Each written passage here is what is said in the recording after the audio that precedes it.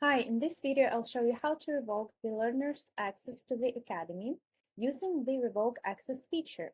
Once access is revoked, the learner will no longer be able to sign in to the Academy. Even if they try to restore their password, they won't be able to access the platform until an administrator restores their access.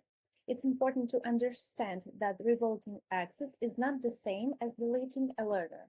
And you revoke the access, the learner's profile, and all learning progress are preserved.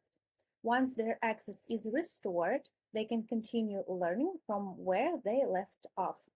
To revoke a learner's access, go to the Manage Learners, Teams, and Departments section, open the learner's profile, and scroll down to the Revoke Access setting. Enable the toggle to revoke the learner's access. That's it. The learner will no longer have access to the Academy until their access is restored by the administrator. I hope that helped, and good luck with your Academy.